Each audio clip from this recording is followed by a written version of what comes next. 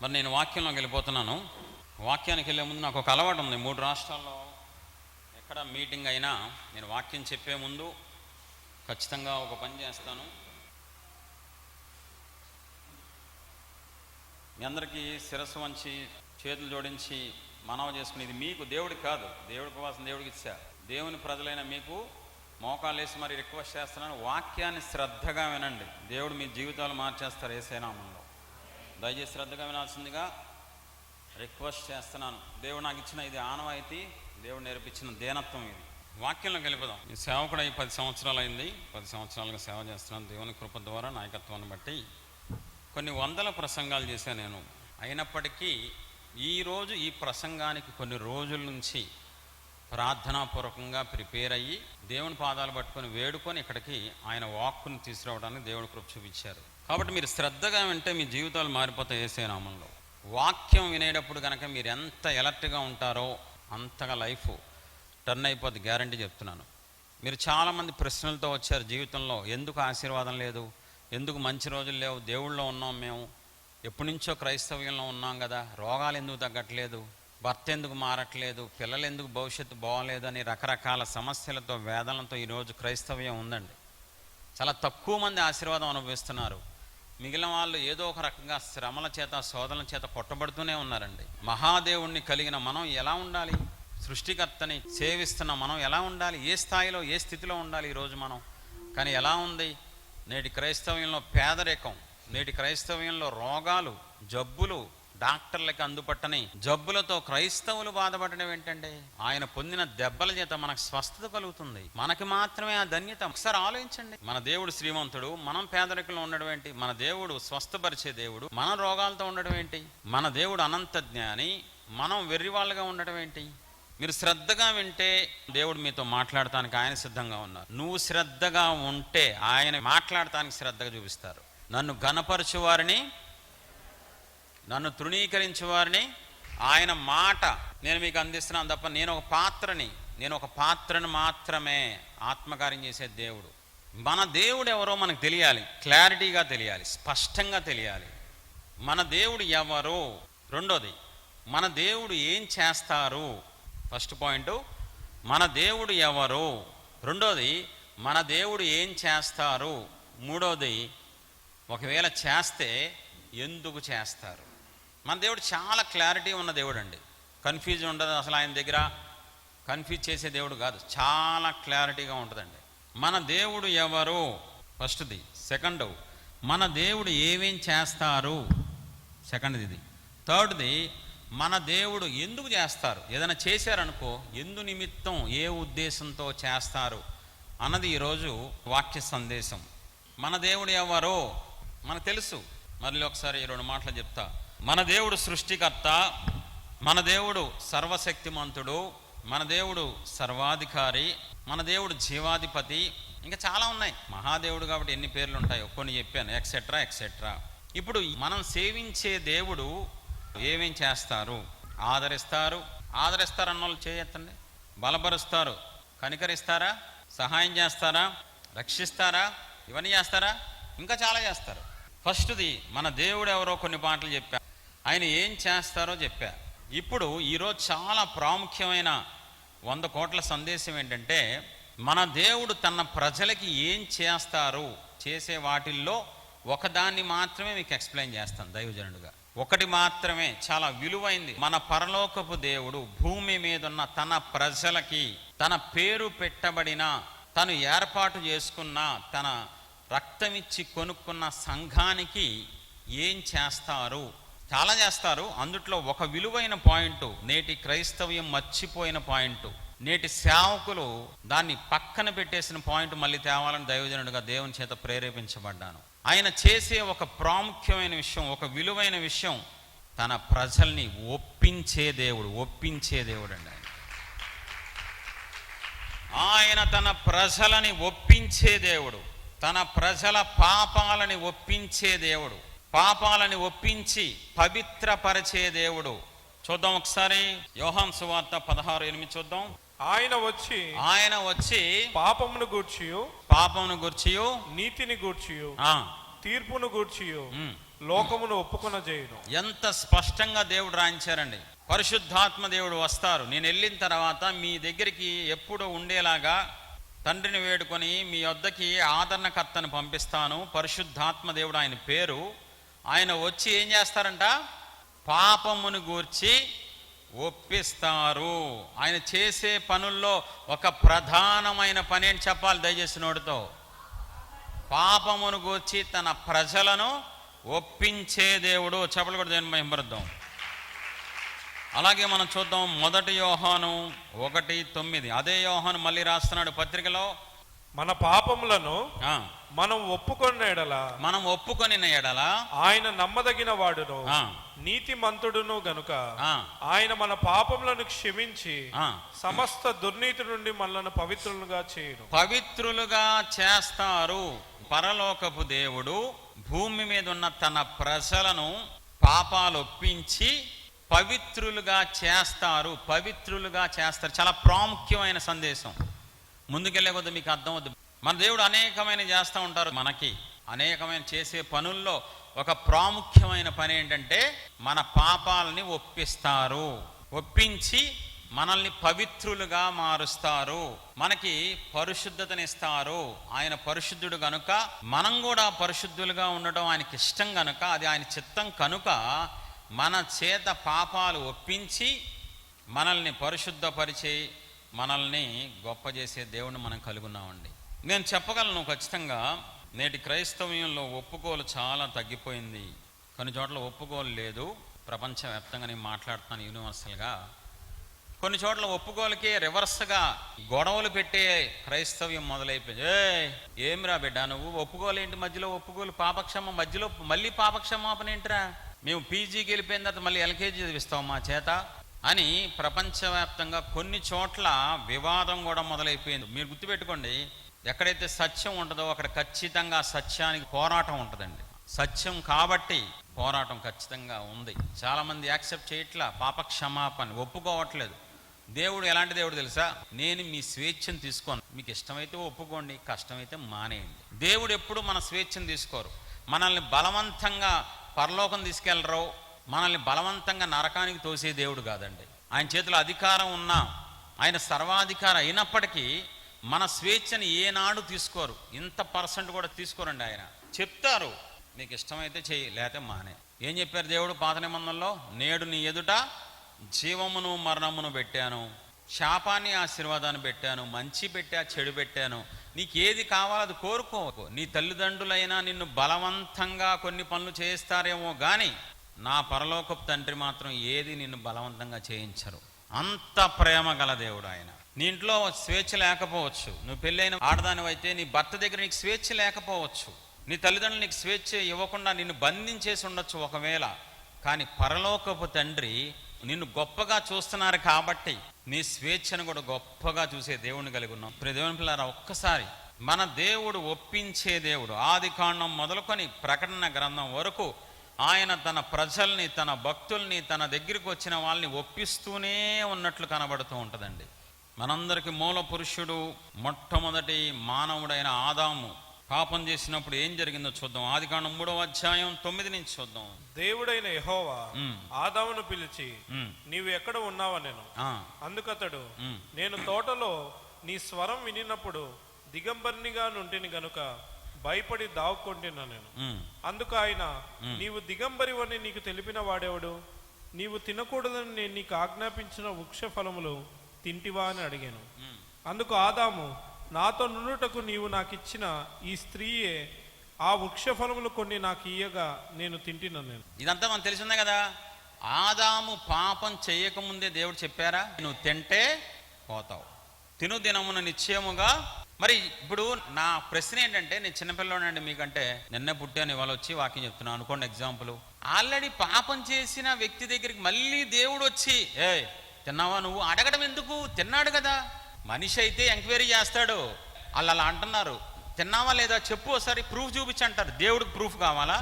దేవుడికి ఎక్స్ప్లెనేషన్ అవసరం అంటారా? దేవుడు మహిమగల దేవుడు కాదా? మనం ఇంకా పుట్టక ముందే మన జీవితం అంతా గ్రంథంలో రాయలేదా? అంటే అక్కడ ఏం నేర్చుకోవాలి? అక్కడ ఏం తెలుస్తుంది మనకి?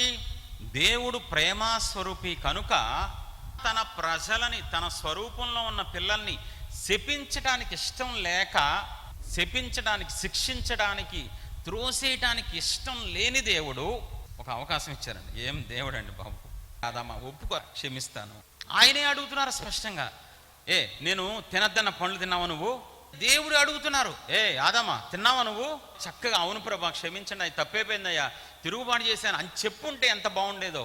ఖచ్చితంగా దేవుడు కనికర సంపన్నుడు, క్షమించడం సిద్ధ మనస్సు కలిగిన దేవుడు కాబట్టి ఖచ్చితంగా శిక్ష తగ్గించడము, కొట్టేయడం ఏదో చేసేవాళ్ళండి. కానీ ఏం చేశాడు? తిన్నాను.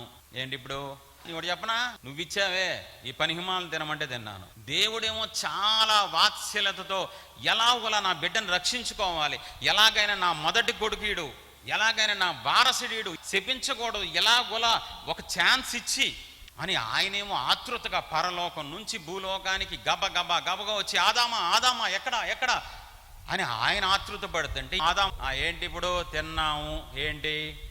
ఆదాము స్వభావమే నేటి ప్రపంచంలో అక్కడి నుంచి మొదలైన ఆ స్వభావమే ఈ రోజుకి ఒప్పుకోలకి ఇష్టపడట్లేదండి. అదే స్వభావం అండి ఎప్పటికీ. ఇప్పుడు ఆదాము అడిగితే అవ్వమే చెప్పాడు, అవ్వని అడిగితే సాతాను మీద. ఇప్పుడు కూడా అంతే. ఎందుకమ్మా అలా చేసావు? తప్పు కదా, మా ఆయన తేడా కాబట్టి. అంటే మీ ఆయన తేడా అయితే నువ్వు తేడానా? నీ తేడా ఉంది, ఇద్దరు తేడాగానేగా. ఎందుకమ్మా నువ్వు అలా చేసావు? మా ఫ్రెండ్ చేయమంటే చేశా. ఫ్రెండ్ చేయమంటే చేస్తావా? అంటే ఇప్పటికీ మనం యథార్థంగా దేవుని ఎదురు ఒప్పుకోవడానికి ఇష్టపడము. మనకు ఆ మైండే ఉండదు, ఇష్టం ఉండదు. ఆడు ఏమన్నాడు, నా పరిస్థితి అలాంటిది, నీకేం తెలుసు? ఆకలి మాతో దొంగతనం చేశాను నేను, నీకేం తెలుసు? నా కుటుంబ పరిస్థితి బాగాలేదు కాబట్టి నేను బార్ షాప్లో ఉద్యోగం చేస్తాను, నీకేం తెలుసయ్యా? నువ్వు అలాగే ఆదాములాగా అవ్వలాగా సాకులు చెప్తూ ఉండు, దేవుని కోపం నీ మీద రగులుకొని, నీ కుటుంబం మీద రగులుకొని శాపగ్రస్తులు చేసేస్తారు. దేవుడు మన దగ్గర నుంచి ఏం కోరుకుంటున్నారు? యథార్థమైన ఒప్పుకోలు కోరుకుంటున్నారు. ఆయన ఉన్నదున్నట్లుగా కుండ పగలగొట్టినట్టు, తండ్రి తప్పైపోయింది ప్రభు, కాళ్ళు పట్టుకుంటాను తండ్రి, బరితెగించానని కొన్ని మాటలు తలదించుకొని కొన్ని కన్నీళ్లు గారిస్తే చాలరా దా నా బంగారం అని హత్తుకునే దేవుడు అండి. పాపిని కూడా ప్రేమించే దేవుడు అండి. తప్పిపోయిన కుమారుని చూసినప్పుడు ఆ సన్నివేశం ద్వారా దేవుడు ప్రేమ నాకు గుర్తొస్తే గుండె ముక్కలైపోతాడు. జీవితం అంతా నాశనం చేసుకొని, దేహాన్ని పాడు చేసుకొని, తండ్రి పరువు తీసేసి అందరి ఎదుట తలదించుకునేలా చేసినోడు నడుచుకుంటూ వస్తే తండ్రి పరిగెత్తుకుంటూ వెళ్తాడంట. ఎవడి కోసం ఎవడ పరిగెత్తాలండి? ఆడే రావాలి కదా, నా కాళ్ళ దగ్గర కూడా రావాలనుకోవాల్సిన తండ్రి ఒక్క అడుగు వేస్తే 100 అడుగులు వేసే తండ్రి అండి మన తండ్రి. నువ్వు ఒక్క అడుగు వేస్తే నీకోసం 100 అడుగులు ముందుకొచ్చి, నువ్వు పాపాన్ని ఒప్పుకోవాలని ఆశ కలిగితే చాలు, దానికి కావాల్సిన ఏర్పాటంతా చేసేస్తారండి. ఎందుకంటే నువ్వు శాపంలో ఉండడం ఆయనకి ఇష్టం లేదు, ఎందుకంటే నువ్వు దరిద్రత అనుభవించడం ఆయనకి ఇష్టం లేదు, ఎందుకంటే నిన్ను ఆయన ప్రేమిస్తున్నారు కాబట్టి. ఎంత అంటే ఆయనకంటే నువ్వంటేనే ఇష్టం అండి, ఆయనకంటే నువ్వంటేనే ప్రాణం. అందుకే తన ప్రాణాన్ని ఇలా చాలా ఈజీగా ఇచ్చేశారండి సిలువలో. చాలా ఈజీగా ఏడుస్తూ ఇచ్చారా, బాధపడుతూ ఇచ్చారా? నా కర్మరా, నా కర్మ నిన్ను కన్నందుకు, నీకు నా స్వరూపం ఇచ్చినందుకని సంతోషంతో ఇచ్చేశారండి నా దేవుడు నీ కోసం ప్రాణం. ఆనందంతో, ఏమయ్యా పిచ్చిగానే పట్టిందా నీకు అని గాబ్రియేలు కనుక మిఖాయిలు అడిగితే, నీకు పిచ్చి పట్టిందిరా, కంటే తెలుస్తుందిరా, నా పిల్లలు రక్షించబడబోతున్నారు, నా రక్తం ద్వారా, నా త్యాగం ద్వారా నా పిల్లలందరూ నరకం తప్పించబడుతున్నారని పిచ్చి ప్రేమ కలిగిన దేవుడు అండి. తన బలైపోయి మనల్ని కాపాడిన దేవుడు అండి. మన కోసం దేవదూతలను బలి చేయలేదు, మన కోసం నీ కుటుంబ సభ్యులను బలి చేయలే, నేనే బలైపోతా నీ కోసం, నాకు నేనుగా వచ్చి బలైపోయి నిన్ను రక్షిస్తానన్న గొప్ప త్యాగమూర్తిని మనం కలిగి ఉన్నామండి.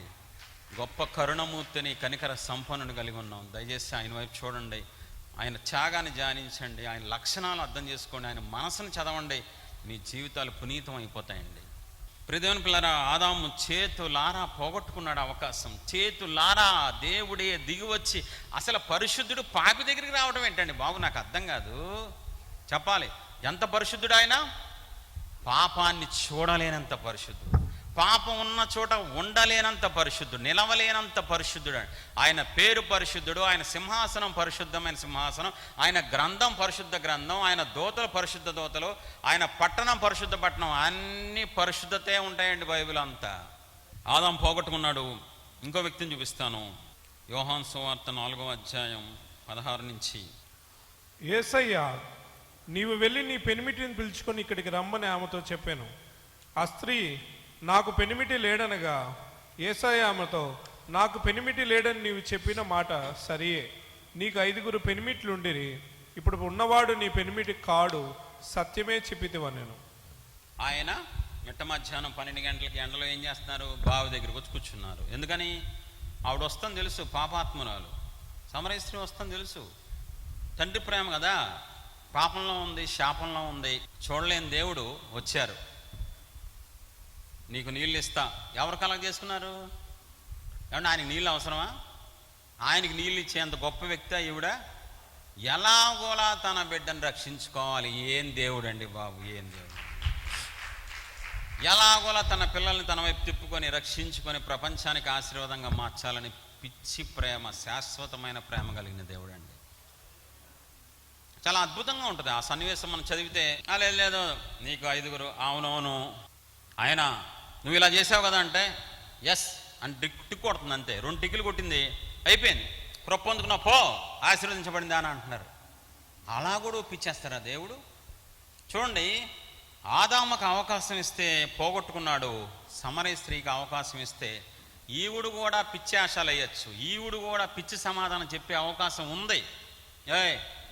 ఆడదాంతో ఇలాగైనా మాట్లాడేది, నీకెందుకే నా గురించి, నా పర్సనల్ జీవితం అనొచ్చా లేదా?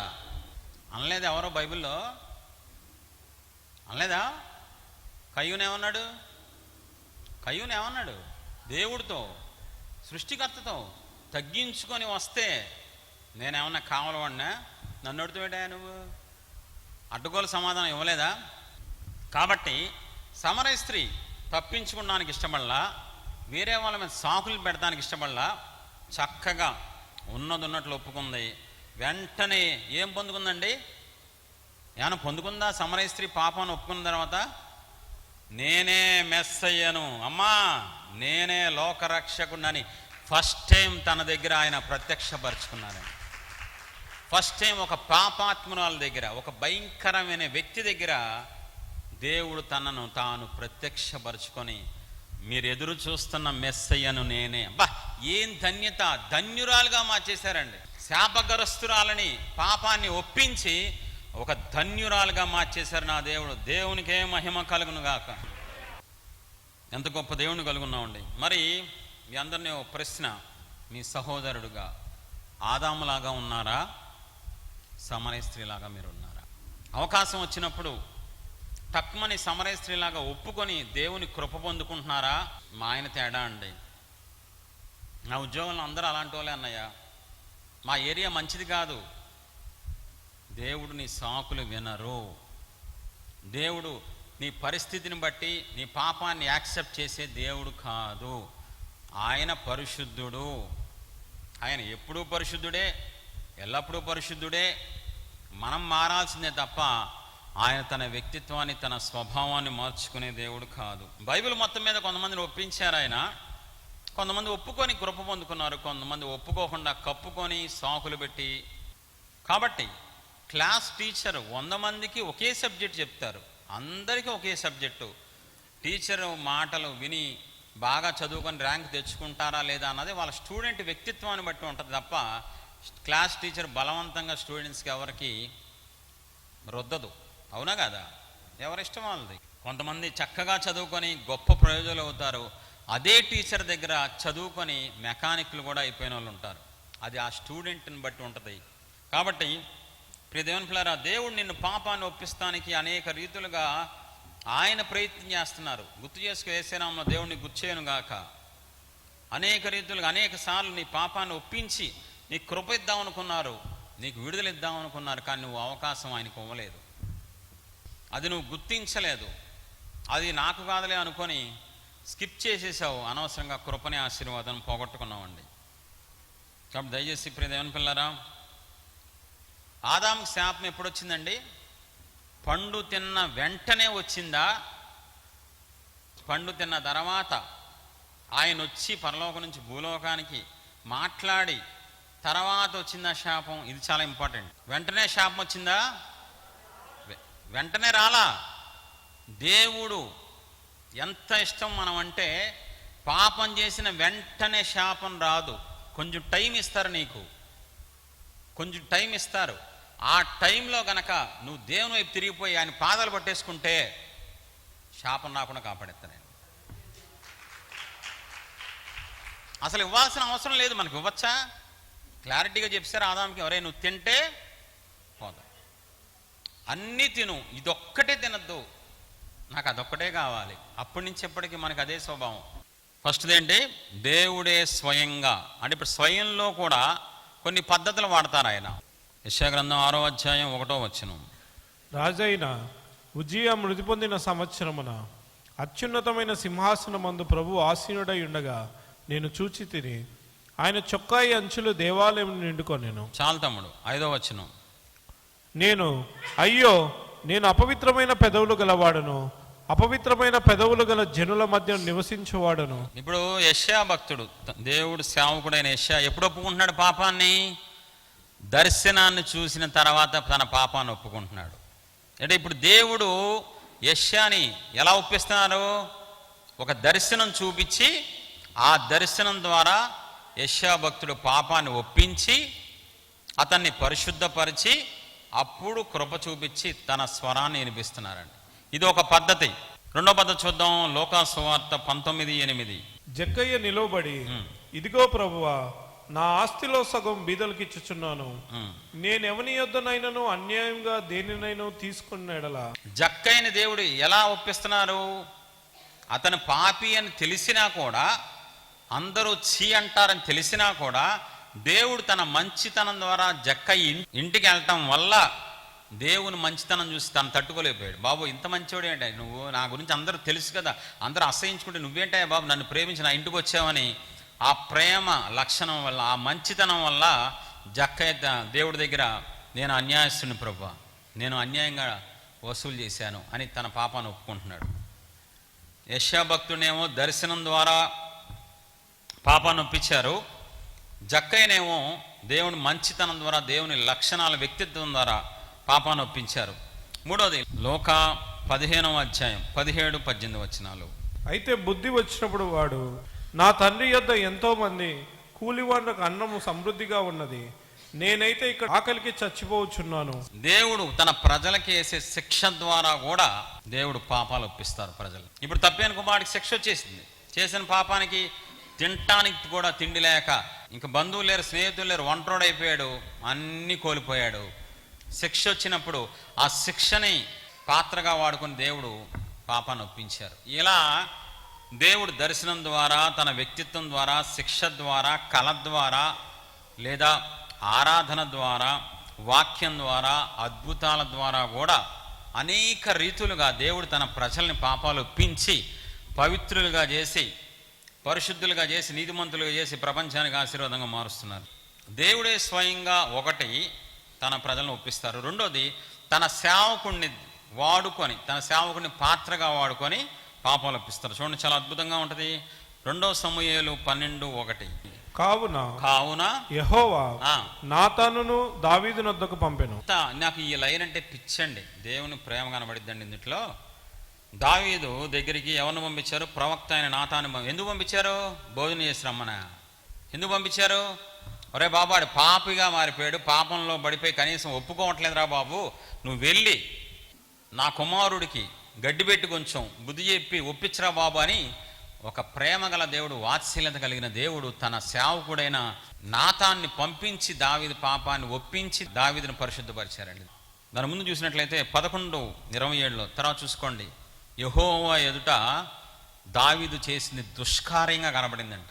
కావున అంటే దావీదు పాపం చేశాడు, కావున దేవుడు నాతాన్ని దావీదు యొద్దకు పంపి పాపాన్ని ఒప్పించి అతనికి కృప చూపించి మళ్ళీ అతని వంశాన్ని ఆశీర్వదించారండి. ఎంత గొప్ప దేవుని మనం కలిగి ఉన్నాం. మీకేం ఆనందం అనిపించట్లేదా? అపోస్తుల కార్యం 2:37 దేవుడు పేతుర్ని వాడుకొని అక్కడున్న ప్రజలందరినీ పాపాన్ని ఒప్పించారు. అందరూ వచ్చి, బాబు అర్థమైంది, మా హృదయాలు నొచ్చుకుంటున్నాయి, మేమేం చెయ్యాలి అని తన సేవకుడైన పేతుర్ని వాడుకొని అక్కడున్న ప్రజల్ని పాపం ఒప్పించారు. అలాగే బాప్తిసం ఇచ్చి యోహాను పాత్రగా వాడుకొని మత్తయి సువార్త 3వ అధ్యాయం 5-6 అప్పుడు యూదయ వారు, గల్లయ్య వారు, అన్ని ప్రాంతాల వారు బాప్తిసం ఇచ్చి యోహాను దగ్గరికి వచ్చి పాపాలు ఒప్పుకొని బాప్తిసం పొందుకున్నారు. ఇలాగా పాత నిబంధన నుంచి కొత్త నిబంధన వరకు మొత్తం అన్ని చోట్ల మనం పరిశీలిస్తే బైబిల్ని తన సేవకుల్ని పాత్రలుగా వాడుకొని తన ప్రజల పాపాలని దేవుడే సేవకుల ద్వారా ఒప్పించి వాళ్ళని పవిత్రపరిచి వాళ్ళని శాపగ్రస్తమైన జీవితాల నుంచి విడిపించి వాళ్ళకి అక్కడ అవసరాన్ని బట్టి కృప ఇచ్చి వాళ్ళని గొప్ప వాళ్ళుగా చేస్తూ ఉన్నారు. ఇది ఆయన పెట్టుకున్న క్రమం, దేవుడు నియమించుకున్న ఒక విధానం. ఇది ఎంతమందికి అర్థమవుతుంది? దేవుడే స్వయంగా కొంతమందిని బైబిల్లో ఒప్పించినట్లు కనబడుతుంది.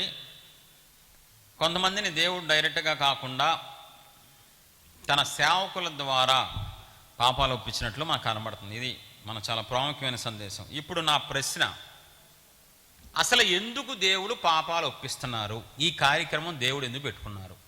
చాలా ప్రాముఖ్యమైన విషయం. దేవుడు ఒక వ్యక్తిని ఒప్పిస్తానికి గల కారణం ఏంటి? ఏదైనా ఉద్దేశం దేవుడికి ఉందంటారా? లేకపోతే ఊరినే ఒప్పిస్తున్నారా? ఆయన మనిషి సరదాగా చేసి, అరే ఎందుకు వచ్చేవారు మా ఇంటికి, మర్చిపోయాను, వెళ్ళిపోతాను, తెలియదు ఎందుకు వచ్చాను అంటానికి మనిషి ఆయన కాదు కదా, అనంత జ్ఞాని కదా. ఇప్పుడు ఈ సిస్టమ్ ఆదాము దగ్గర నుంచి ఎందుకు ఇలాగ పెట్టారు? ఆయనే ఎందుకు వచ్చి ఒప్పిస్తున్నారు? లేదా తన సేవకులను ఎందుకు పంపించి ఒప్పించని ఎందుకు అంటున్నారు? జాగ్రత్తగా వినాలి. అసలు ఏ ఉద్దేశంతో దేవుడు ఒక వ్యక్తిని పాపాలు ఒప్పిస్తున్నారు? ఒక ఉద్దేశం ఉందా? ఒకవేళ అలా ఒప్పించినప్పుడు మనం కనుక ఒప్పుకుంటే ఏం జరిగిద్ది? ఎంతమంది తెలుసుకోవాలని ఉంది? 3 కారణాలు చూపిస్తాం మీకు. దేవుడు ఒక వ్యక్తిని పాపాలు ఒప్పిస్తే ఏం జరిగిద్ది? చాలా ప్రాముఖ్యమైన విషయం. మొట్టమొదటి కారణం, మనల్ని ఆశీర్వదించడానికి పాపాలు ఒప్పిస్తారు ఆయన. శాపగ్రస్తులైన మనల్ని పాపం చేస్తే ఏమొస్తుందండి? శాపం వస్తుంది. ఆదాముకి శాపం వచ్చిందా? అవ్వకు శాపం వచ్చిందా? కయ్యూనికి శాపం వచ్చిందా? బైబిలే చెప్తుంది కదా. పాపం చేసిన ప్రతి ఒక్కరికి శాపం వస్తుంది, శాపగ్రస్తులు అయిపోతారు. మన జీవితంలో సంతోషం ఉండదు, నెమ్మది ఉండదు, అభివృద్ధి ఉండదు, ఏముండవండి. కాబట్టి దేవుడు తన ప్రజల్ని పాపాలు ఒప్పించడం గల కారణాల్లో ఒక కారణం, గల ఉద్దేశాల్లో ఒక ఉద్దేశం ఏంటంటే తన ప్రజల్ని ఆశీర్వదించడానికి. హెబ్రీయులకు రాసిన పత్రిక 12:17 చూద్దాం. ఏశావు ఆ తరువాత ఆశీర్వాదం పొందగోరి కన్నీళ్లు విడుచుచు దానికోసము శ్రద్ధతో వెదికినను మారు మనస్సు పొంద అవకాశం దొరకక విసర్జింపబడినని మీరు ఎరుగుదురు. ఇందుట్లోంచి నేను రివర్స్గా తీసుకున్న పాయింట్ తప్పదు. మరి ఏశావు ఎందుకు కన్నీళ్ళు విడిచాడు? ఆశీర్వాదం కోసం. ఆశీర్వాదం ఎలా వస్తంట? మారు మనస్సు పొందితే వస్తంట. కానీ అక్కడ అవకాశం ఏశావు పోలా, అది పక్కన పెట్టేయండి. మారు మనస్సు ఎలా వస్తుంది ఒక వ్యక్తికి? ప్రభా నాకు మారు మనసు ఇవ్వండి, ప్రభా ప్లీజ్ ప్లీజ్ ప్లీజ్. దైవ చిత్తానుసారమైన దుఃఖము రక్షణార్థమైన మారు మనస్సు కలుగు చేయను. ఈ భూమి మీద ఒక పాపికి మారు మనస్సు ఎలా వస్తుంది అంటే దేవుని వైపు చూస్తూ దేవుని పాదాలు పట్టుకొని దేవుని చిత్తానుసారంగా పాపాన్ని కన్నీళ్లతో ఒప్పుకుంటేనే మారు మనసు వస్తుంది. అది దేవుడు మాత్రమే ఇవ్వగలిగిన మారు మనసు, మనుషులు సంపాదించుకునేది కాదు అది. కాబట్టి ఇప్పుడు దేవుని పిల్లరా, ఒక వ్యక్తి మనస్సు మార్చుకొని పాపక్షమాపణ పొందితే ఖచ్చితంగా వాళ్ళు ఆశీర్వదించబడతారు. 1 పేతురు 3:9 చూద్దాం. ఆశీర్వాదమునకు వారసులవుటకు మీరు పిలువబడితే గనుక. మనం దేనికి పిలువబడ్డాం?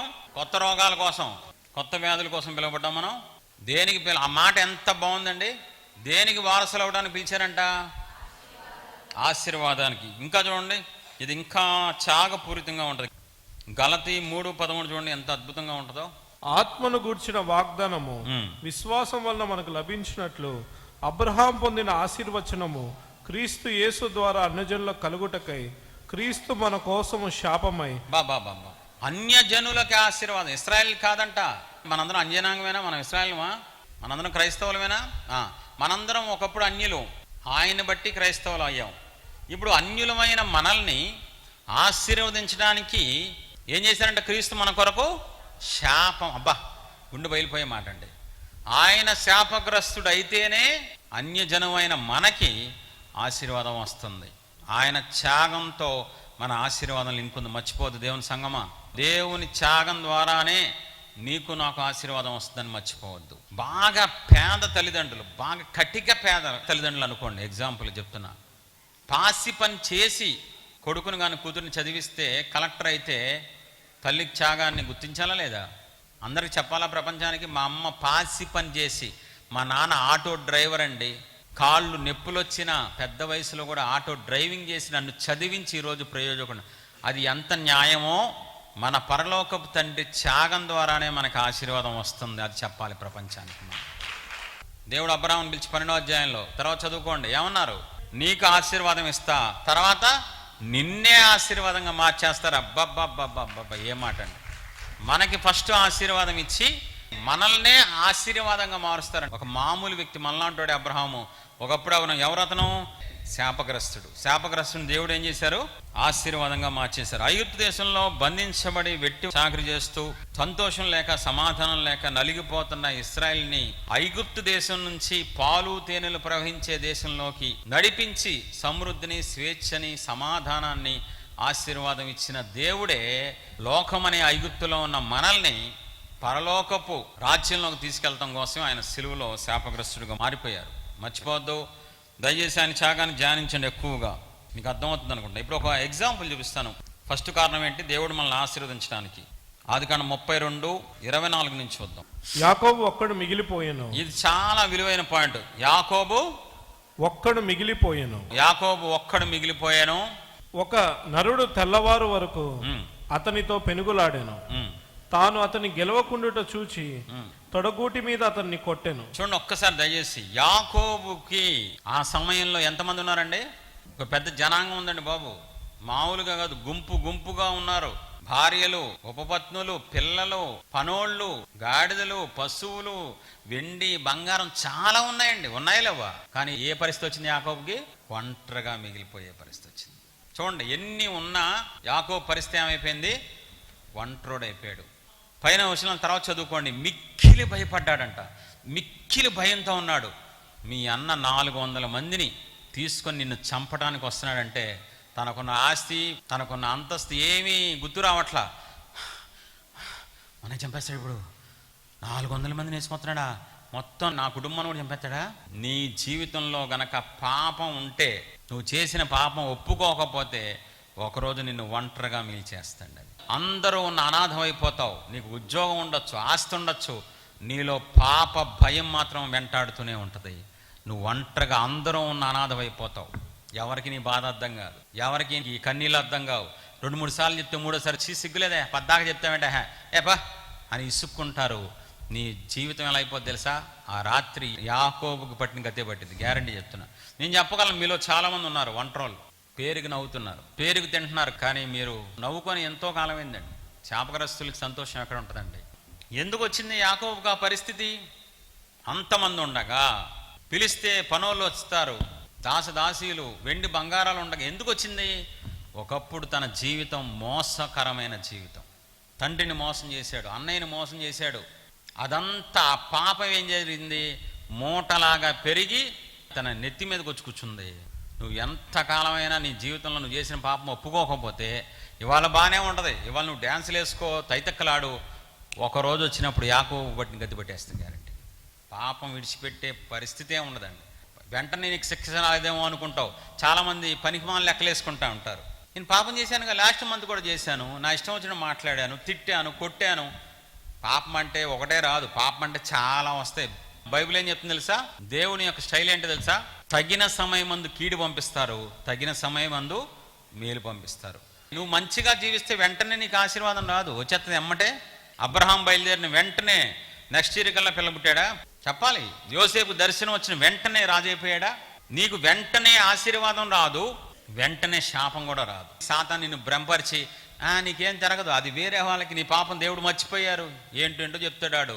ఆడు దూర బంధువులాగా, అవునా అన్నయ్య దా పక్కన కూర్చొని మాట్లాడుకుందాం అని చెప్పి ఇద్దరు కూర్చొని మాట్లాడమాకండి.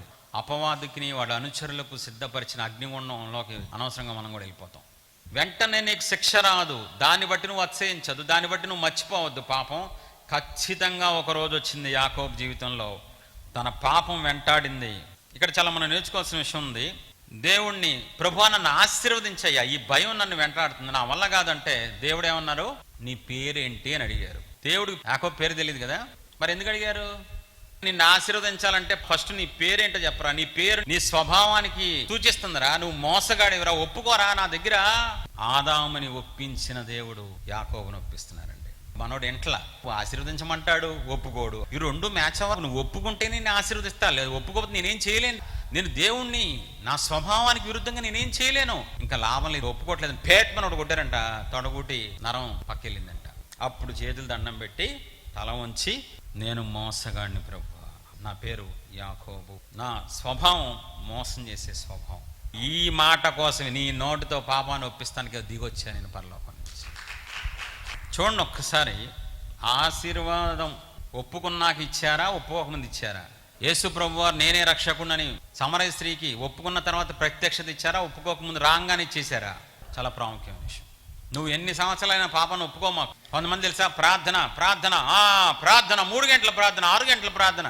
నువ్వు ఎన్ని సంవత్సరాలు ప్రార్థన చేయి, నీ సమస్య తీర్చరో. నువ్వు ప్రార్థన చేసినా తీర్చరో. అదేంటండి? రక్షింపనేరక ఉండునట్లు, విననేరక ఉండునట్లు నా చెవులు మందం కాలేదు, కానీ మీ దోషములు ఆయనకి మీకు అడ్డుగా వస్తున్నాయి. ఈరోజు అది పట్టుకోవట్లేదు ఎవరో.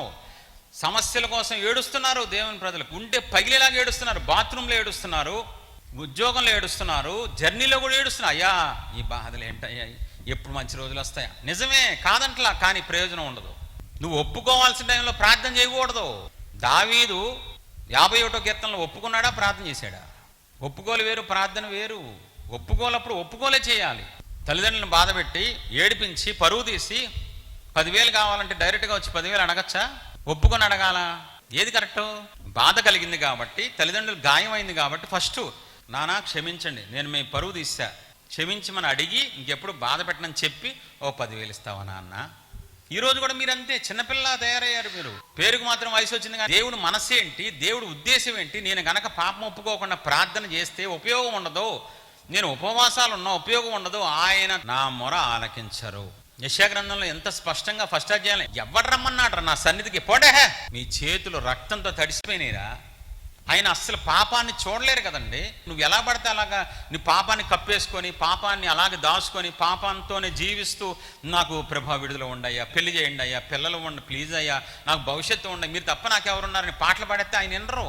ఆయన వ్యక్తిత్వానికి మనం ఖచ్చితంగా సరెండర్ అవ్వాలి. ఆయనకి నచ్చినట్టు మనం ఉంటేనే మనకి ఏదైనా చేస్తారు ఆయన. హోషేయ గ్రంథం 12వ అధ్యాయం 3-4 వచనాలు. తల్లి గర్భమందు యాకోబు తన సహోదరుని మడిమెను పట్టుకొనెను, మగసిరి కలవాడై అతడు దేవునితో పోరాడెను, అతడు దూతతో పోరాడి జయమొందెను, అతడు కన్నీరు విడిచి కన్నీరు విడిచి అతని బతిమాలెను, దేవుడు. ఆ రాత్రి ఏం చేశాడు? అక్కడ చెప్పాల్సిన పాయింట్ తీసుకొచ్చి ఇక్కడ పెట్టారండి. ఆది కాండంలో ఆన్సర్ తీసుకొచ్చి హోషేయలో పెట్టారు.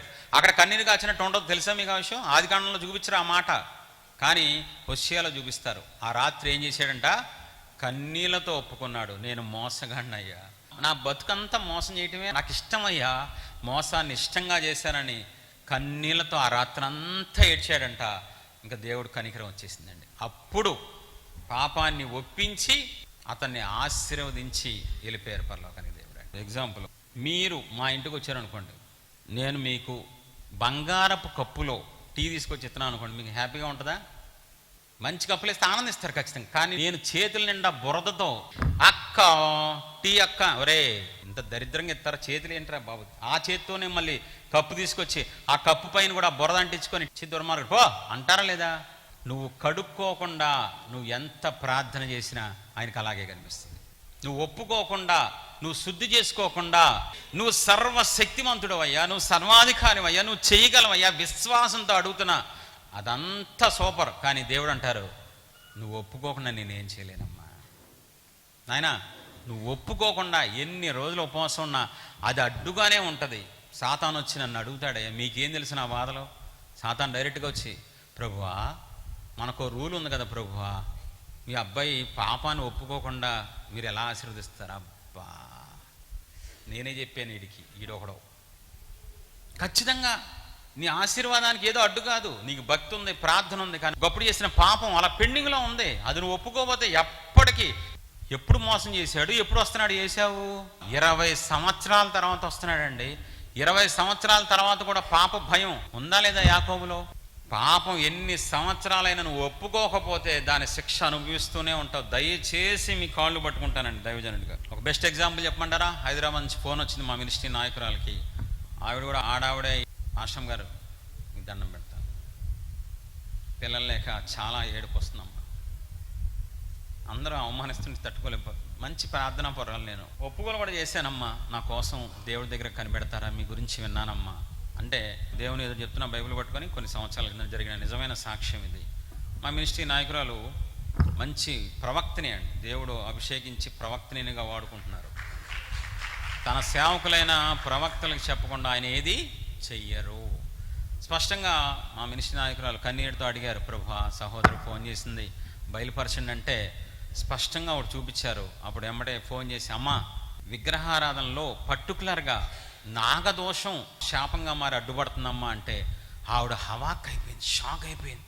పాస్టర్ గారు, నేను అన్ని పాపాలు ఒప్పుకున్న విగ్రహారాధనలో, పర్టికులర్గా ఆ పాపమే ఒప్పుకోలేదు. దేవుడు నిజంగా మీతో ఉన్నారమ్మా. చూడండి, విగ్రహారాధనలో 10 కోణాల్లో 9 కోణాలు ఆవిడ ఒప్పుకుందండి, కానీ ఒక కోణం ఒప్పుకోలేదు. అది అలాగే ఉండిపోయింది. అది ఎప్పుడైతే మా నాయకురాలు చెప్పంగానే కన్నీళ్ళతో కొంతకాలం ఒప్పుకోగానే వెంటనే గర్భం తెరిచేశారు దేవుడు. అద్భుతం చేసి తన హృదయవాంఛ తీర్చారు. ఆవిడ ఏడుస్తుంది, కన్నీరు గార్చింది, కానీ ఆ ఒప్పుకోలు లేదు కాబట్టి, ఆ శాపం ఉంది కాబట్టి, ఆ అడ్డు తొలగించుకునేదాకా మరియతో మాతతో దేవుడు ఏం చెప్పారు? రాయి మీరు పొర్లించండి, నేను లాజర్ని లేపుతా. ఏమండి, లాజర్నే లేపగలిగిన దేవుడు రాయి పొర్లించలేరా? గేద కొనిపెట్టినోడు తాడవలేడా అండి? 1,00,000 రూపాయలు పెట్టి గేద కొనిపెట్టినాడు 100 రూపాయలు 1000 రూపాయలు పెట్టి తాడు కొనిపెట్టలేడా? ఇక్కడ దేవుడు ఉద్దేశం ఏంటి? రాయి నువ్వు పొర్లించుకో, మహిమ కార్యం నేను చేస్తాను. నువ్వు చేసిన పాపం అనే అడ్డుని నువ్వు తొలగించుకో, నేను నీ పట్ల మహిమ కార్యం చేసి ప్రపంచం అంతా బాబోయ్ చెవులు గింగురుమనేలా చేస్తా. నీకే దేవుడు చెప్తున్నారు. ఆయన సిద్ధంగా ఉంచారు నీకోసం అద్భుతాన్ని. నువ్వు ఒప్పుకోలకి ఎక్కువ ప్రాధాన్యత ఇవ్వట్లేదు. దయచేసి దేవుని సంఘమా, పాపక్షమాపణకి ఒప్పుకోలకి ఎక్కువ ప్రాధాన్యత ఇవ్వండి. ఫస్ట్ కారణం, ఆయన ఎందుకు మనల్ని ఒప్పిస్తారు? యాకోబుని ఆశీర్వదించారా లేదా? యాకోబు దేవుడు మన దేవుడు కాదా?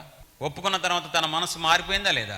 మళ్ళీ తను ఎప్పుడన్నా మోసం చేశాడా? ఇశ్రాయేల్గా మారిన తర్వాత నిజమైన మారు మనస్సు మళ్ళీ ఒక్కసారి మన కన్నీళ్ళతో ఒప్పుకున్న తర్వాత మళ్ళీ ఆ పాపం మనం చేయం. ఫస్ట్ది మనల్ని ఆశీర్వదించడానికి. ఈరోజు చాలామంది జీవితాల్లో ఆశీర్వాదం లేదండి. పేరుకే క్రైస్తవులు 30 ఏళ్ళు 40 50 ఏళ్ళ చర్చి ముందు కట్టారా? నువ్వు ముందు వచ్చావా? నేనే ముందు వచ్చా, నా తర్వాత చర్చి కట్టారు, నేను మాత్రం అలాగే ఉండిపోయాను. ఎంత సిగ్గు చేయటండి, ఎంత బాధాకరం. మనల్ని చూస్తే మీ దేవుడు ఎంత గొప్ప దేవుడా, రాహాబు వేసి అంటుంది, ఏం దేవుడు రా బాబు మీ దేవుడు, మమ్మల్ని ఖచ్చితంగా అప్పచెప్తారు.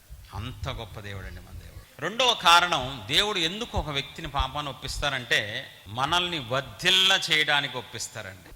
నేటి క్రైస్తవ్యం దేంట్లో వర్ధిల్లుతుందండి? మనం ఓపెన్గా మాట్లాడుకుందాం, దేవుడి సన్నిధిలో ఉన్నాం కాబట్టి. దేంట్లో వర్ధిల్లుతుంది? బట్టలు వేసుకోవటంలో. నార్మల్ బట్టలు వేయకూడదు. దేవుని పిల్లలు ఇప్పుడు అంతా హడావుడిగా చాలా గ్రాండ్ బట్టలు వేయాలి. వాహనాల్లో మేము కారు లేకుండా చర్చికి రాము, కారుతో పోతామేమో నరకానికి, అక్కడ కారు నువ్వు కాలుతూ ఉంటావు. వాహనాల్లో డెవలప్మెంట్, చెడ్డ స్వభావాల్లో, చెడ్డ వ్యసనాల్లో, ఇంకా అన్యులుగా ఉన్నప్పుడు కంటే దేవుళ్ళలోకి వచ్చి పాపాలు ఎక్కువ చేస్తున్నారండి మన వాళ్ళు. ప్రజల పిల్లలు ఒక్కసారి ఆలోచించండి, దేంట్లో వర్ధిల్లుతున్నాం మనము? ఏ విషయాల్లో వర్ధిల్లుతున్నాం? బైబిల్లో అలా ఉందా? అబ్రహాం అలా ప్రవర్తించాడా? దావీదు అలా ఉన్నాడా?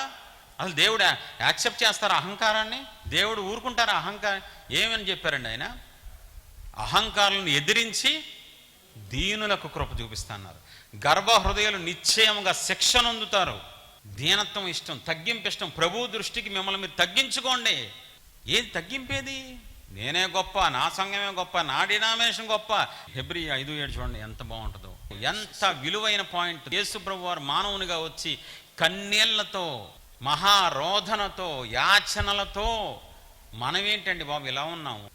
శరీరధారి అయి ఉన్న దినములలో మహారోదనముతోను ఆ, కన్నీళ్లతోను ఉమ్. తన్ను మరణం నుండి రక్షింపగలవానికి ఆ, ప్రార్థనలను యాచనలను సమర్పించి ఉమ్. భయభక్తులు కలిగి ఉన్నందున ఆయన అంగీకరింపబడెను. ఆయనే కన్నీళ్లు గారిస్తే, ఆయనే తగ్గించుకుంటే, ఆయనే వేడుకుంటే మనం ఎంత వేడుకోవాలి? ప్రశ్న కాదా? మన వ్యక్తిత్వం మారాలి. ఒప్పుకోలు ద్వారా నేను ఈ అహం విరి దీనత్వం వస్తుంది. ఒప్పుకోలు ద్వారా నీలో గర్వం విరిగి తగ్గింపు వస్తుంది. అది ఒప్పుకోలు ద్వారానే తప్ప ఇంక దేని వల్ల పోదు, ప్రార్థన వల్ల కూడా పోదు. దయచేసి మనం వర్ధిల్లాలి. దేంట్లో వర్ధిల్లాలి చెప్పండి ఒక మాట. మనందరం దేంట్లో వర్ధిల్లాలి? 3వ యోహాను 1:2 ప్రియుడా నీ ఆత్మ వర్ధిల్లుచున్న ప్రకారం నువ్వు ఆత్మలో వర్ధిల్లితే చాలు, మిగతా అన్ని దేవుడు నీకు వర్ధిల్లా చేసేస్తారు. నువ్వు చేయాల్సింది ఒకటే, ఆత్మలో వర్ధిల్లాలి. ఆత్మ అన్నది ఒక ప్యాకేజ్. ఇంకా చూద్దాం దేంట్లో వర్ధిల్లాలి. 1 తెస్సలోనిక 3:13 అలాగే మీరును ఆ, ఒకని ఎడల ఒకడును ఆ. మనుషులందరి ఎడలను ఆ. ప్రేమలో అభివృద్ధి పొంది వర్ధిల్లునట్లు ప్రేమలో వర్ధిల్లండి. ఒకరినొకరు ప్రేమించుకోవడంలో వర్ధిల్లండి. ప్రభు దయచేయునుగాక. 1 కొరింథీ 16:2 నేను వచ్చినప్పుడు చందా పోగు చేయకుండా ప్రతి ఆదివారంలో మీలో ప్రతి వాడును తాను వర్ధిల్లిన కొలది తన యొద్ద కొంత సొమ్ము నిల్వ చేయవలను. వర్ధిల్లను కొలది దేవుడు కానుక పెంచాలి అని వాక్యం సెలవిస్తుంది. మరి దేవుడికి ఇచ్చే కానుకలు పెంచుతున్నారా, తగ్గిస్తున్నారా, దిగ్గొడుతున్నారా? దేవుడికి కృతజ్ఞత కలిగి ఇవ్వాలా కానుక? ఇంకా ఎక్కువ ఇవ్వాలా లేదా? కోల్గేట్ కంపెనీ అతను ఎక్కువ ఇచ్చాడా, తక్కువ ఇచ్చాడా? ఎక్కువ ఇచ్చి పాడైపోయాడా? ఎక్కువ ఇచ్చి అడుక్కుతున్నాడా? రోడ్డు మీద పడ్డాడా? ఇచ్చే కొలది వర్ధిల్లుతున్నాడు. ఇచ్చే కొలది వర్ధిల్లుతున్నాడు. ఇచ్చే కొలది. దేవుడికి ఎందుకండి మన సొమ్ము? నీ మనసు చూస్తారు, నువ్వు ఇచ్చే విధానం చూసి ఇంకా ఇంకా ఇంకా నిన్ను ఆశీర్వదించే దేవుడు. కాబట్టి మనం అన్ని విషయాల్లో వర్ధిల్లాలి. ఇప్పుడు వర్ధిల్లాలంటే ఏం చేయాలి? సామెతలు 28:13 చాలా ప్రాముఖ్యం. ఇక్కడే ట్విస్ట్ ఉంది. నువ్వు ఎందుకు వర్ధిల్లేకపోతున్నావు ఆత్మలో? అతిక్రమంలో దాచిపెట్టువాడు వర్ధిల్లడు, వాటిని ఒప్పుకొని విడిచిపెట్టువాడు కనికరం పొందును. అతిక్రమలను గనక నువ్వు దాచిపెడితే వర్ధిల్లలేవు. పాపాలు దాచిపెడితే, నువ్వు పాపాలు ఒప్పుకోకపోతే ఎప్పటికీ నువ్వు ఆత్మలో వర్ధిల్లలేవు. నువ్వు ఆత్మలో వర్ధిల్లకపోతే దేవుడు నిన్ను అన్ని విషయాల్లో వర్ధిల్ల చెయ్యరు. దేవుడు ఎందుకు మనిషిని ఒప్పిస్తారు? 1 ఆశీర్వదించడానికి, 2 వర్ధిల్ల చేయడానికి.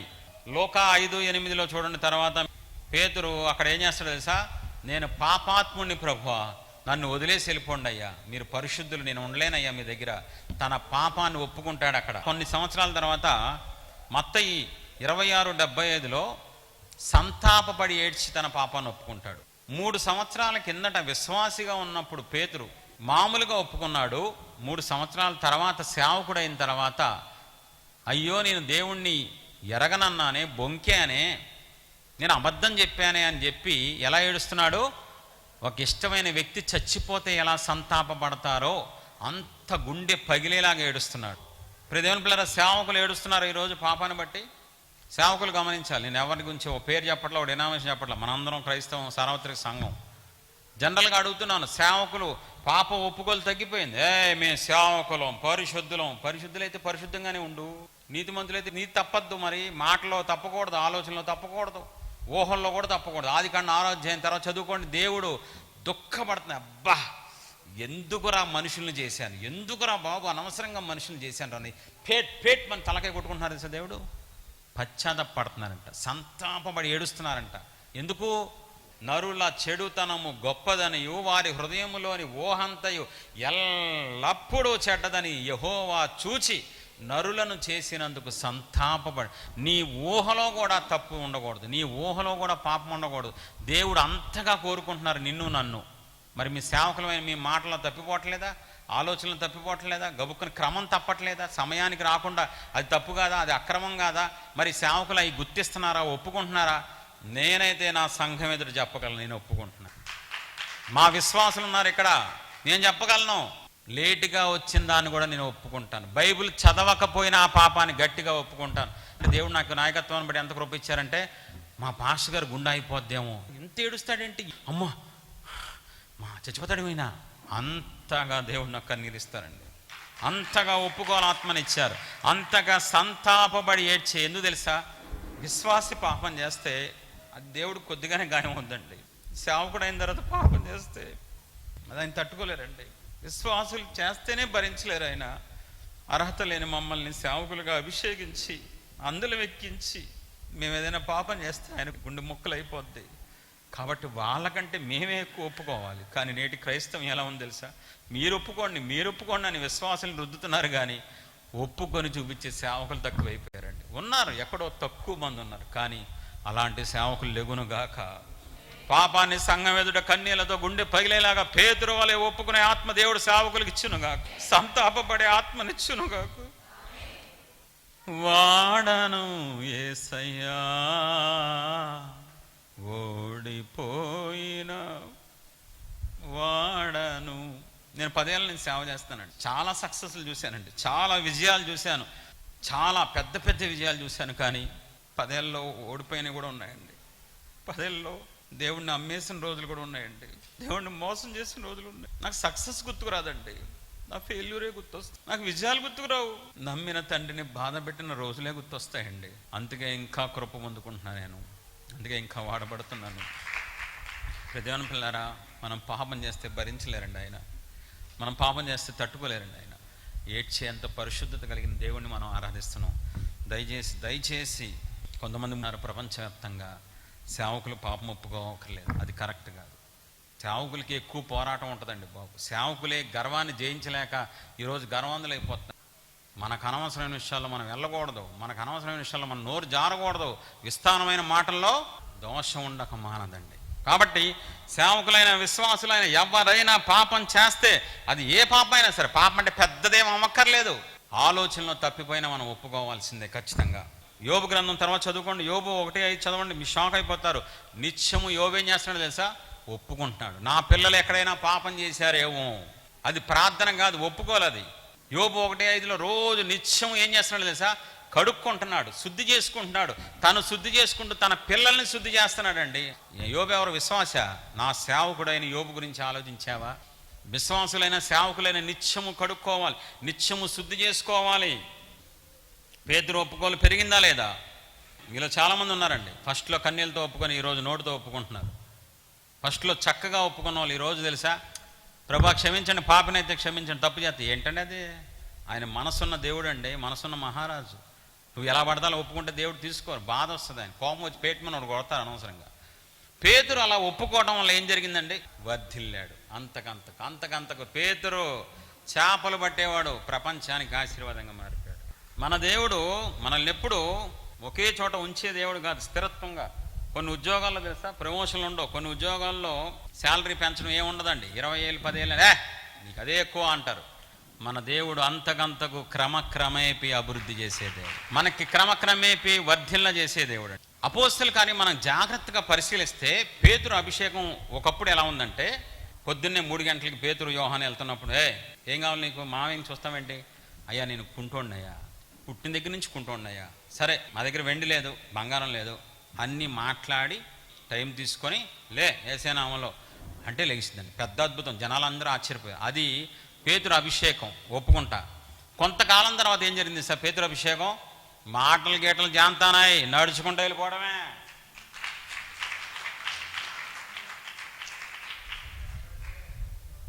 అభిషేకం లెవెల్ పెరిగింది, కష్టపడక్కర్లే ఎక్కువ. ఎందుకని? ఆత్మలో వర్ధిల్లుతున్నాడు, అభిషేకంలో వర్ధిల్లాడు.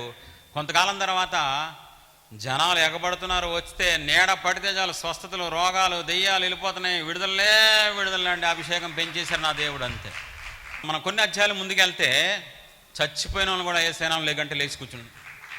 అభిషేకం లెవెల్ పెరుగుతుందా లేదా? నేను దుఃఖకరంగా ఒక మాట చెప్పనా దైవజనుడిగా, ఏమనుకోవద్దు. నాకు తెలిసిన చాలామంది సేవకులు ఉన్నారు, వాళ్ళు 10 ఏళ్ళైనా 20 ఏళ్ళైనా 30 ఏళ్ళైనా 40, అదే అభిషేకం అదే లెవెల్ కానీ పెంచుకోవడం కానీ పెరగట్లేదేంటి? నా అభిషేకం ఎందుకు? పేతురు అభిషేకం పెరిగినట్లు నాది కూడా పెరగాలి. పేతురు దేవుడే నా దేవుడు కదా, పేతురుని పిలిచినట్లు నన్ను కూడా పిలిచారు కదా. పెరిగితే కదండి అభిషేకం, సేవకుడికి విలువ పెరిగితే కదా సంఘం పెరిగిద్ది, అద్భుతాలు పెరుగుతాయి, మహిమ కార్యాలు పెరుగుతాయి, దేవుని రాజ్యం కట్టబడిద్ది కదండి. ఎవరు పట్టించుకోరు. ఎందుకు? సేవలోకి వచ్చిన తర్వాత వాళ్ళు చేసిన పాపాలు గ్రహించకుండా, అతిక్రమాలు పట్టించుకోకుండా, ఒప్పుకోకుండా ప్రార్థనలు చేసి కొంతమంది సేవకులు వెళ్ళిపోతున్నారు. కాబట్టి వర్ధిల్లడంలో ఫెయిల్ అయిపోతున్నారు. దయచేసి మీ కాళ్ళు పట్టుకోండి. సేవకులు నన్ను ఎంత గొప్పవాడిని కాదు, పేరు పెట్టి ఏం చెప్పట్లా. ఒకవేళ అలాంటి వాళ్ళు ఉంటే సరి చేసుకోండి. మీరు సూపర్ అయితే సరి చేసుకోవద్దు. పేతురే ఒప్పుకున్నప్పుడు మనం ఒప్పుకోవద్దా?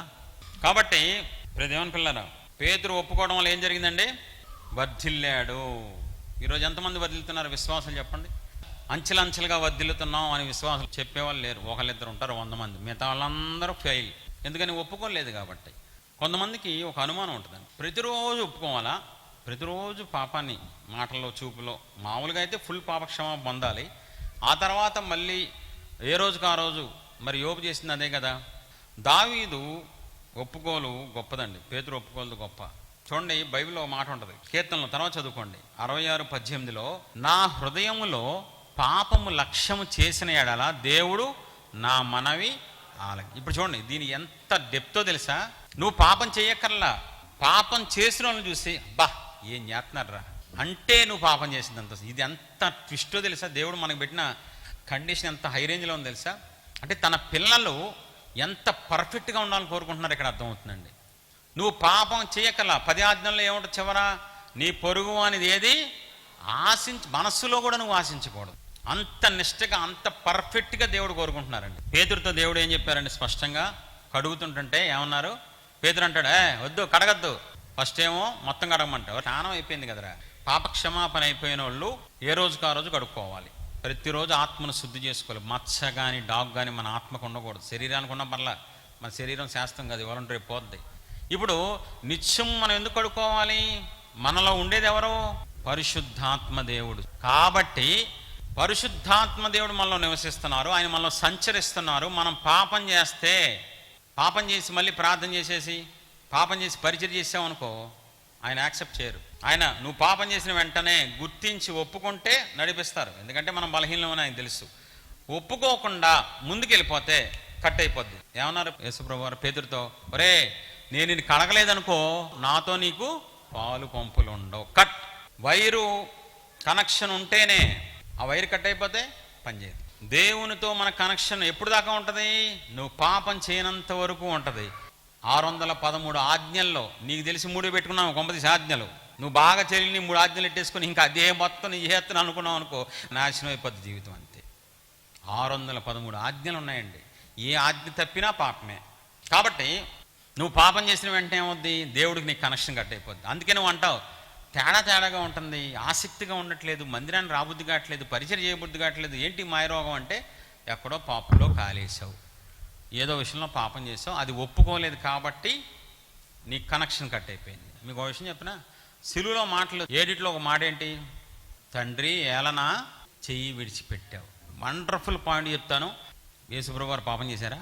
ఆయన జన్మలో పాపం ఉందా? జీవితంలో పాపం ఉందా? మరి ఎందుకు విడిచిపెట్టేశారు ఆయన? వేరే వాళ్ళ పాపం ఈయన మీద వేసుకుంటేనే చెయ్యి విడిచిపెట్టిన దేవుడు నువ్వు చెయ్యి విడిచిపెట్టరా? Simple logic. వేరే వాళ్ళ పాపం ఈయన మీదకి వస్తేనే చెయ్యి విడిచిపెట్టేశారు ఆయన. పరిశుద్ధుడైన దేవుడు, తండ్రి అయిన దేవుడు. మరి నువ్వు పాపం చేసి మందిరానికి వచ్చేసి ఏమీ తెలియనట్టు ఇంట్లో కూర్చొని, మన పాస్టర్ ఉన్నాడు చూసావా, చిత పుట్టేయాలి అని భార్యాభర్త టీ దాటి మాట్లాడేసుకొని వచ్చి, పాస్టర్ గారు వందనాలండి బాబు, మిమ్మల్ని చూస్తే ఎంత ముచ్చటగా ఉంటుందో, ప్రభువా దేవా ఆపవే, నువ్వు ఇంట్లో ఏం మాట్లాడవే. ఈ సెన్స్ లేదు. ఈరోజు చచ్చిపోయింది మనసాక్షి. ఒకప్పుడు పాపం చేస్తే గుర్తుండేది, ఒక భయం ఉండేది, గిల్టీ ఫీలింగ్ ఉండేది. ఈరోజు రోజు రోజుకి పాపం పెరిగి పాపం హృదయానికి ఎలా అలవాటైపోయింది సార్? ఏంటి చేసాం ఇప్పుడు, పశ్చాత్తాపం కానీ ఆ గిల్టీ ఫీలింగ్ కానీ, అయ్యో అని ఫీలింగ్ లేదండి క్రైస్తవులు. చాలామందికి లేదు, చెప్పగలను నేను గ్యారంటీ. ఒప్పుకుంటే ఇలా ఎందుకుంటారండి? కాబట్టి నువ్వు ఏ పాపం చేసినా నీలో ఉన్న పరిశుద్ధాత్ముడికి నీకు కనెక్షన్ కట్ అయిపోద్ది. దయచేసి ప్రతి క్షణం మనం జాగ్రత్తగా ఉండాలి. మన రక్షణ ఎలా కొనసాగించుకోవాలి? భయముతో, వణుకుతో మన రక్షణ కాపాడుకోవాలి.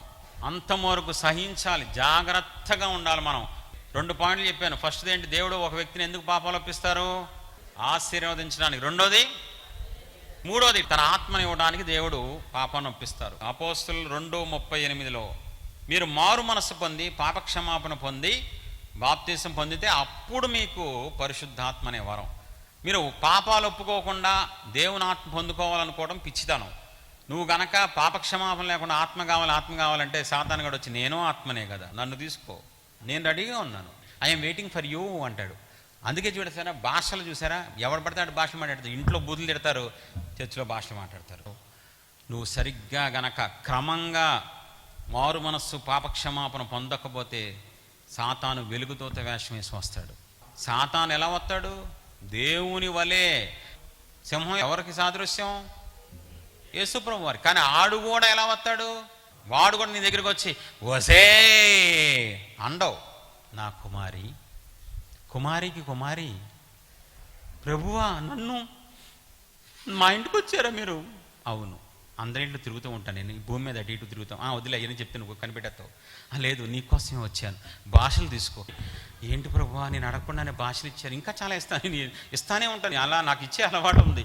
మీరు ఏంటి ప్రభువా, మొత్తం కొన్ని సంవత్సరాల తర్వాత ఎవడో ఒకడు వచ్చి నీకు ఇచ్చింది దేవుడు కాదే తల్లి.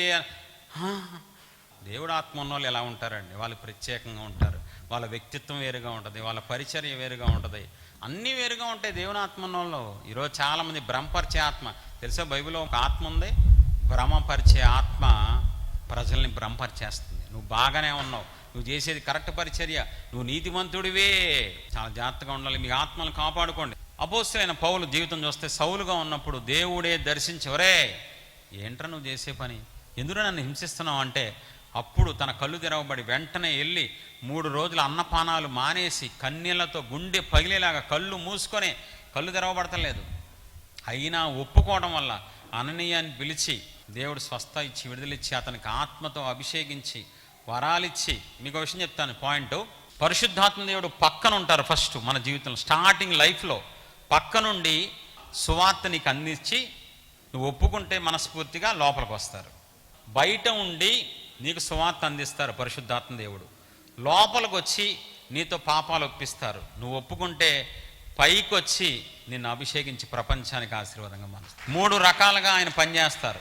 బయట ఉంటారు, లోపలికి వస్తారు, పైకి వస్తారు. అపోస్తల కార్యంలో పరిశుద్ధాత్మ దేవుడు మీదకి వచ్చారా శిష్యులకి, లోపలికి వచ్చారా? మీదకి వచ్చారు. కాబట్టి వాళ్ళు శక్తి పొందుకొని భూదిగంతముల వరకు వాళ్ళు ఎలా ఉన్నారు?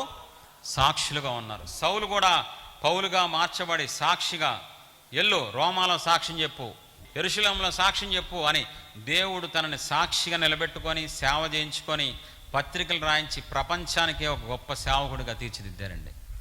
నీకు ఆత్మ ఉంటేనే ఇవన్నీ చేయగలవు. దేవుని ఆత్మ సంపాదించుకుంటేనే నువ్వు ఏదైనా దేవుని రాజ్యం కట్టగలవు. నీ ఆత్మ చేత నువ్వేమీ చెయ్యలేవు, నిలబడదు అది.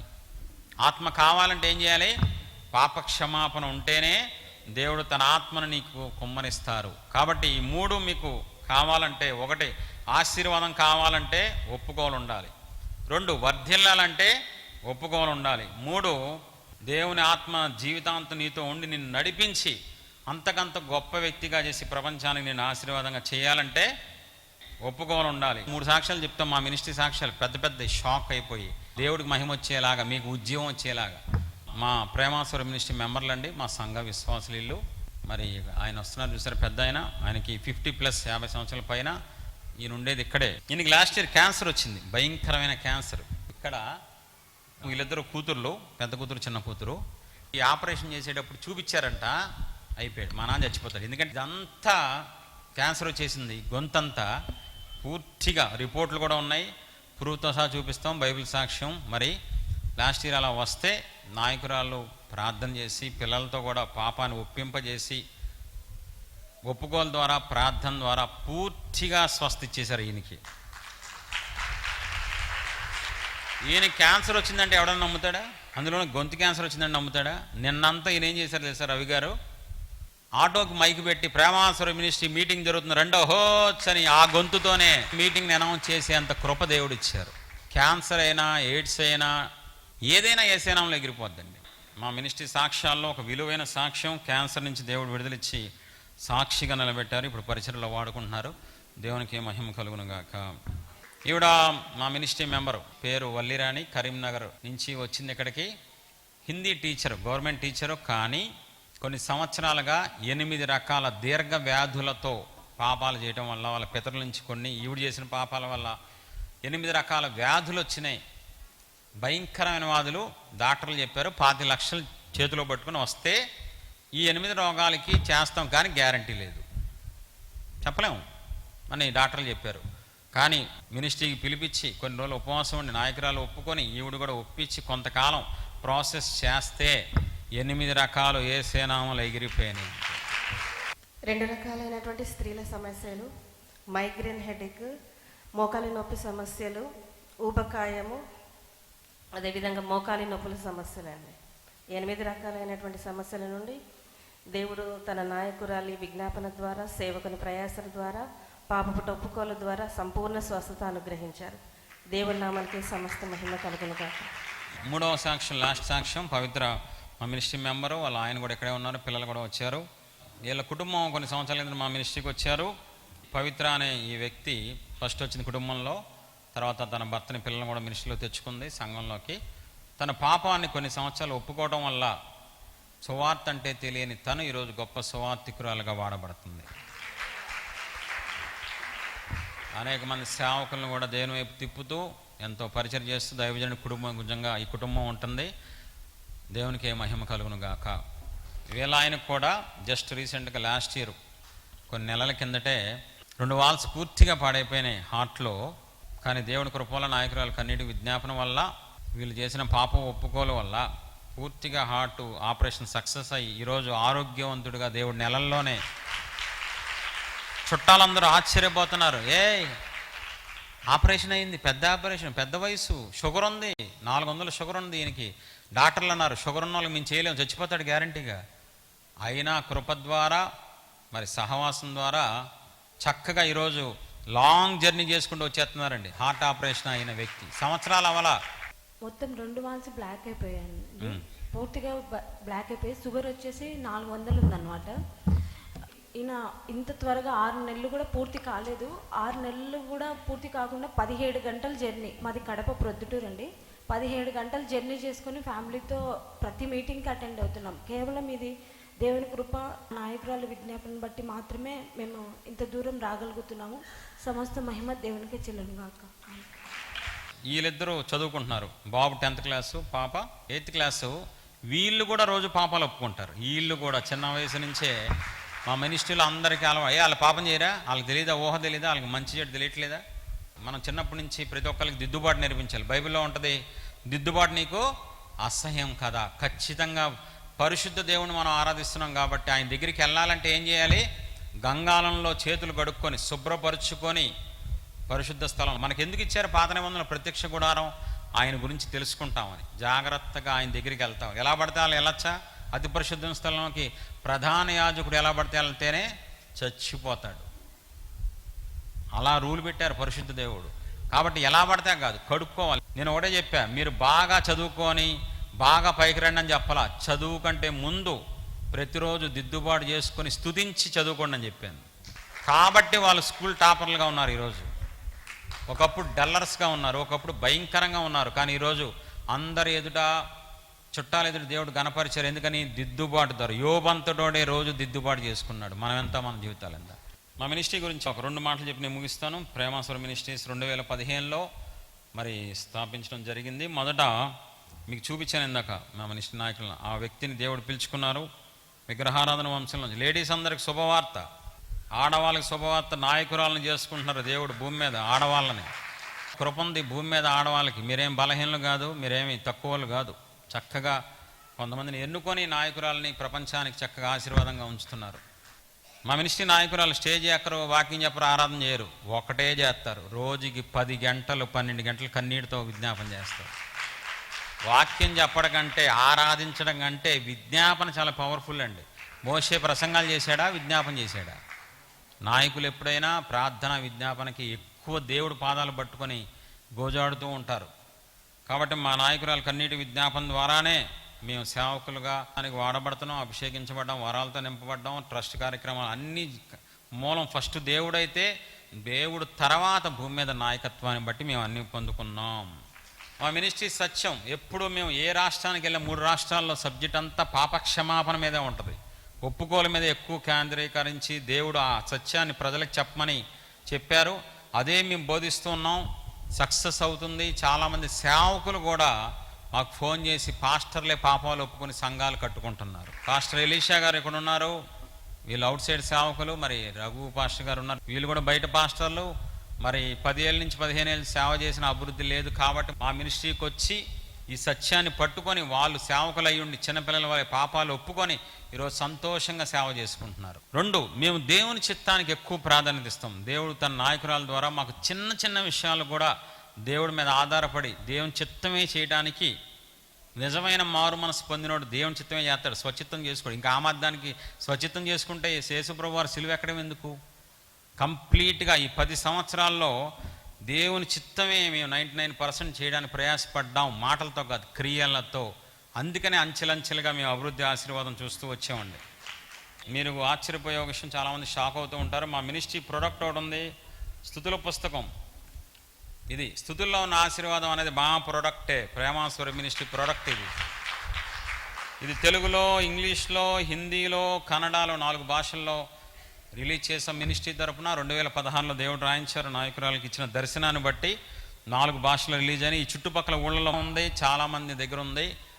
భారతదేశంలో ఉన్న 28 రాష్ట్రాల్లో ఈ బుక్స్ ఉన్నాయి. ప్రపంచ దేశాల్లో 50 దేశాల్లో ఈ బుక్స్ ఉన్నాయని బైబిల్ పట్టుకొని ప్రూఫ్తో సహా చెప్పగలను నేను. ముఖ్యంగా ఎందుకు ఈ బుక్ ఇంతగా స్ప్రెడ్ అయింది? ఈ బుక్లో ఎవరు రాశారు, ఫోటోలు, పేర్లు ఏమి ఉండవండి. నా మహిమ నేను ఎవరికి ఇచ్చేవాడిని కాదు. ఈ బుక్ పూర్తిగా దేవుడికే మహిమ వస్తుంది తప్ప ఇక్కడ ఎవరి పేర్లు ఉండవు. మనం ఎప్పుడైతే దేవుడి మహిమను దొంగిలిస్తామో ఆయన కార్యం ఆపేస్తారండి. ఆయన మహిమ ఆయనకు 100% ఇచ్చేస్తే వద్దన్న మనకు ఆశీర్వాదం కుమ్మరించేస్తారంతే. ఆ సీక్రెట్ ఫాలో అవుతున్నాం 10 సంవత్సరాలుగా. అందుకనే అంచెలంచెలుగా ఫస్ట్ 2000 కాపీలు వేయడానికి కూడా మా దగ్గర డబ్బు లేదు.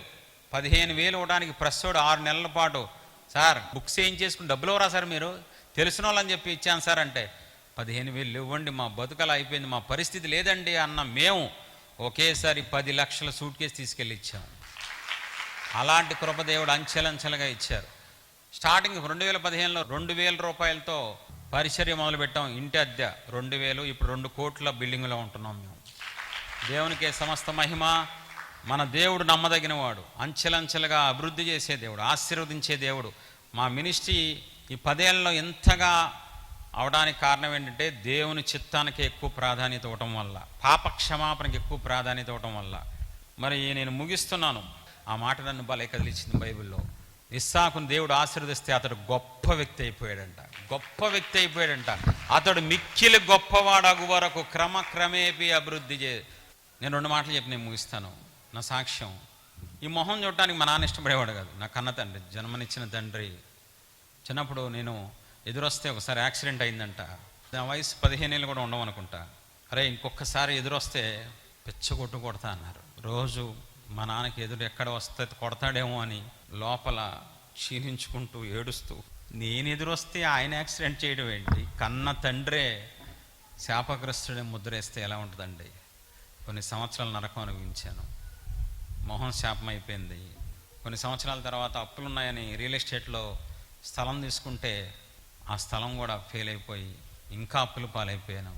నాకు ఇచ్చిన బిరుదు నీ చెయ్యి శాపం. అందరి స్థలాలు రేట్లు వచ్చినాయి, నీ స్థలం ఒక్కటే డౌన్ అయిపోయింది.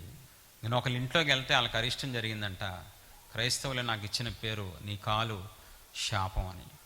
ఇది 35 ఏళ్ళ వరకు నా జీవితం, 10 ఏళ్ళ ముందు వరకు. కానీ నా దేవుడు ఈ శాపగ్రస్తుడిని పిలిచారు యేసయ్య నామంలో. 2015లో పిలిచి పరిపూర్ణ మారు మనసిచ్చి పాప క్షమాపణ ఇచ్చి ఆయన చిత్తం చేయటం నేర్పించడం వల్ల ఇదే మొహం ఆశీర్వాదంగా మారిపోయింది. ఇప్పుడు ఇదే చేతులు ఆశీర్వాదంగా మారిపోయింది, ఇదే కాళ్ళు ఆశీర్వాదంగా. మా ఇంటికి రండి, నా తల మీద చేయి పెట్టండి. మన దేవుడు ఆశీర్వదించే దేవుడు అండి. శాపగ్రస్తులను సెలబ్రిటీస్గా మార్చే దేవుడు అండి. గొప్ప వ్యక్తులుగా చేసే దేవుడు. ఇస్సాకుని గొప్పవాడిగా చేశారంట. క్రమక్రమేపీ అతడు గొప్పవాడు వరకు అభివృద్ధి చెందుతూనే వచ్చాడంట. జీవంగల దేవుణ్ణి కలిగి నేను శాపగ్రస్తులుగా ఉండటం కరెక్ట్ కాదండి. ఏడుపు వస్తుంది. దయచేసి మీ కాళ్ళు పట్టుకుంటాను, ఒప్పుకోలకు ప్రాధాన్యత ఇవ్వండి. కన్నీటితో ఒప్పుకోండి. నీలో ఉన్న దేవుడు వేడుకోండి. ప్రభా ఏం ఒప్పుకోమంటారు? చిన్నప్పుడు పాపాలు కూడా గుర్తు చేస్తారు. ఆయన దేవుడు, నీ తండ్రి నీలోనే ఉన్నారు. నువ్వు ఒప్పుకుంటానంటే చాలు ఆయన సిద్ధంగా ఉన్నారు. నిన్ను ఒప్పిస్తానికి ఆయన సిద్ధంగా ఉన్నారు. ఎంతకాలం ఆ దరిద్రంతో ఉంటావు, ఎంతకాలం ఆ ఒంటరితనంతో ఉంటావు, ఎంతకాలం ఓడిపోయి ఉంటావు, ఎంతకాలం అలాగే భర్త మారకుండా ఒంటరిగా భయంతో మందిరానికి వస్తావు, ఎంతకాలం అప్పులతో వడ్డీలు కట్టలేక కష్టార్జితం అంతా వడ్డీలు పాలవుతూ ఎందుకంటే అలా కాంప్రమైజ్ అయిపోతూ ఉంటారు. ఎందుకు? దేవుడు సిద్ధంగా ఉన్నారు. ఆయన ఒప్పించే దేవుడు. యాకోబును ఒప్పించి ఆశీర్వదించారు. పేతురుని ఒప్పించి ప్రపంచానికి, సౌలుని ఒప్పించి గొప్ప అపోస్తులుగా చేశారు. నిన్ను కూడా ఒప్పిస్తానికి ఆయన సిద్ధంగా ఉన్నారు. దేవునికి ఏ మహిమ కలుగును గాక. వాక్యం ద్వారా దేవుడు మిమ్మల్ని బాగు చేయను గాక. ఈ రోజు నుంచి ఒప్పుకోల ఆత్మ మీకు దేవుడు ఇచ్చును గాక.